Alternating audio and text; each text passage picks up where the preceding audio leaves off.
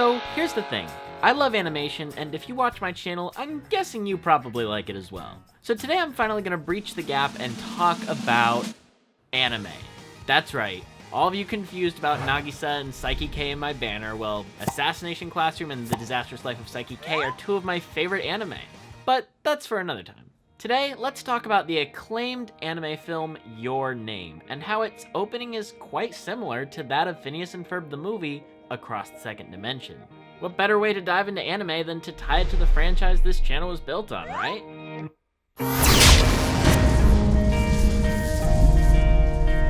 So, we have these two amazing animated films, but how could they possibly be similar beyond the fact that they were both drawn by hand and have a punctuation mark as part of the title?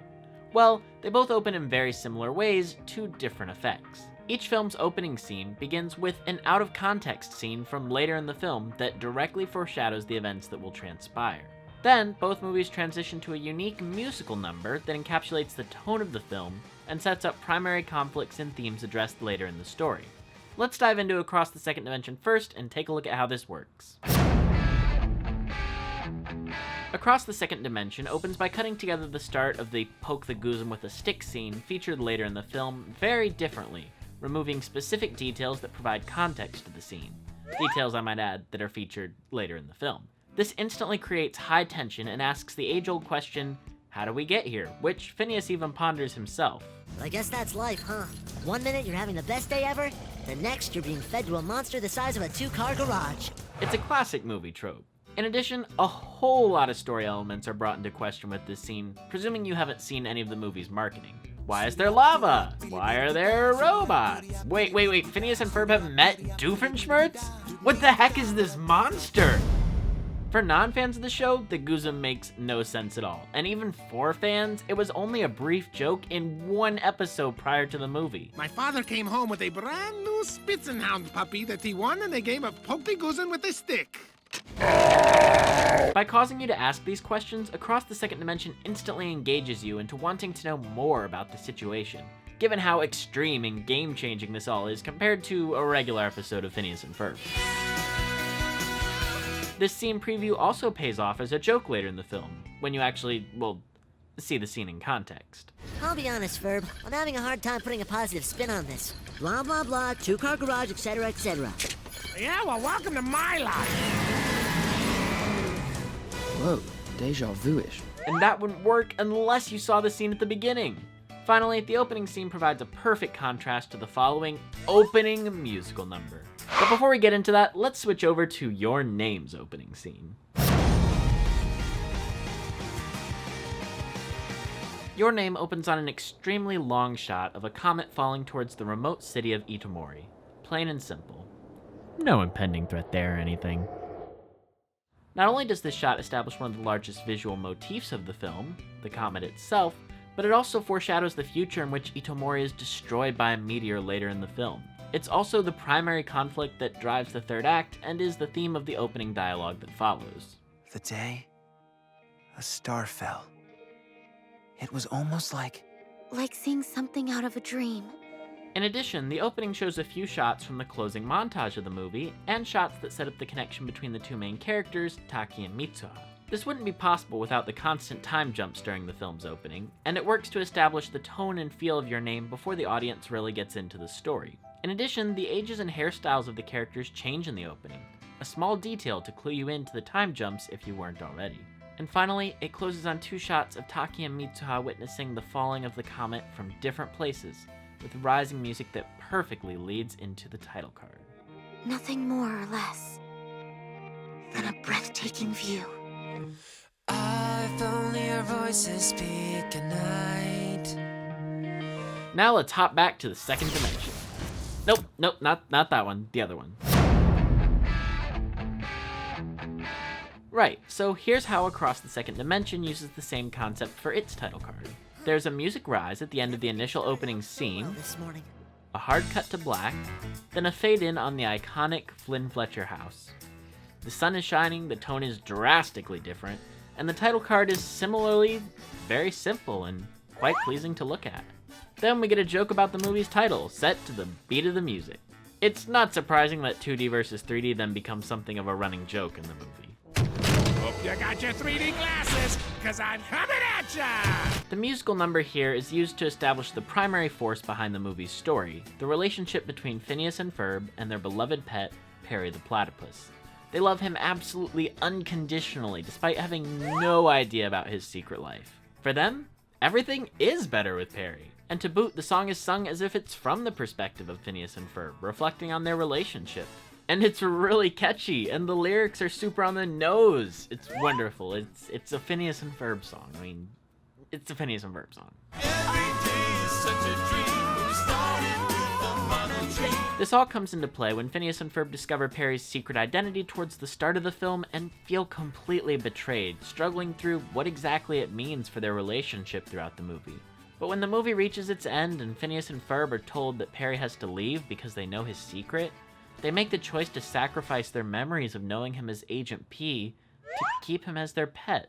So our choice is to either forget the best day ever, forget the biggest adventure we've ever had, and forget meeting Agent P, or remember today, but never see Perry again? Well, we've had a lot of great days, but we only have one Perry. Agreed. Yeah.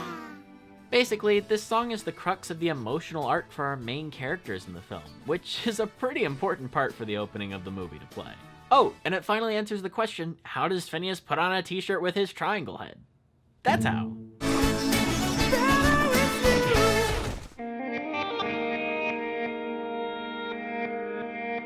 But Your Name takes its opening musical number in a completely different direction. It uses the style of a classic anime OP, short for opening, which is essentially the Japanese version of a theme song. They traditionally establish the main themes of whatever the show or movie is about.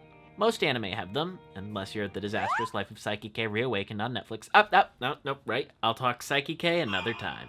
Coming out of a shot of the title card shrinking into black, this OP's lyrics and visuals establish numerous concepts and ideas that won't be fully explored until later in the film. The biggest of these is the emotional connection between Mitsuha and Taki. They're almost always seen looking for each other, as time is seen passing in each of their lives. The other concept is the physical distance between the two of them, accomplished through impossible in live action, wide, sweeping shots, and through the two never facing each other in the opening. Wait, you're telling me this movie is getting a live-action adaptation? No. The final visual element tied into the OP is the red thread of fate that connects Taki and Mitsuha, featured multiple times, including in the final shot of the OP. The song's lyrics similarly explore the themes of the film from what could be the perspective of either character. And before I go into this is the English dub of the song, and the lyrics are written and performed by the original band who did the song in Japanese, Radwimps. So please don't go on complaining about English dubs in the comments. Alright, here's the lyrics. The blood dimensions keeps on teasing me, but I will keep on looking at you deep. Let's make a sign for when we say nice to meet you again. I'm on my way to you, chasing after your name. There are more details to be found within the full song, but this short stanza gives you a sense of the struggles the characters will follow within the film. The 5 dimensions, which refers to the many ways Taki and Mitsuha are separated, and I'm on my way to you, chasing after your name, which refers to how they try to find each other later on in the film, as well as throwing a title drop into the song. Overall, the OP, or to compare to Across the Second Dimension, the opening musical number, gives an incredibly strong sense of Your Name's tone and feel, even before you've officially met Taki and Mitsuha. You understand that they're connected, despite being separated by time and space over many years, and that's a pretty powerful note to start your romantic, drama, fantasy, animation film. Wait, is IMDb classifying animation as a genre? I'm on my way to you, chasing after your name.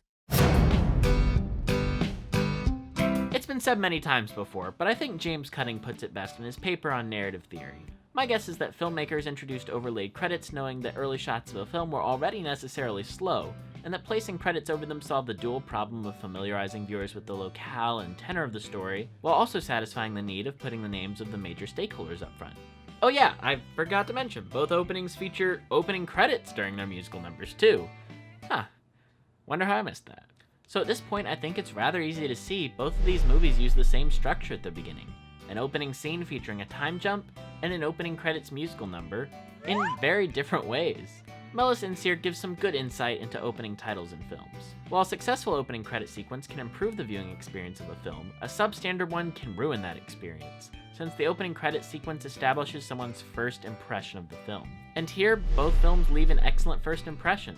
Across the Second Dimension builds tension for the viewer while setting up a punchline for a joke later on, and Your Name establishes the centerpiece conflict of the movie, as well as the tone, themes, and character connections. Across the Second Dimension's musical number is played for laughs and drives home its theme with on-the-nose lyrics, solidifying the relationship between the boys and Perry that we already know about, while Your Names takes a more montage and tone approach, jumping wildly across space and time to establish its concepts. In the end, animation is an incredible medium that can do anything, and to see two separate animated films from two completely different places in the world tackle the same cinematic structure in two completely different ways is fascinating to me.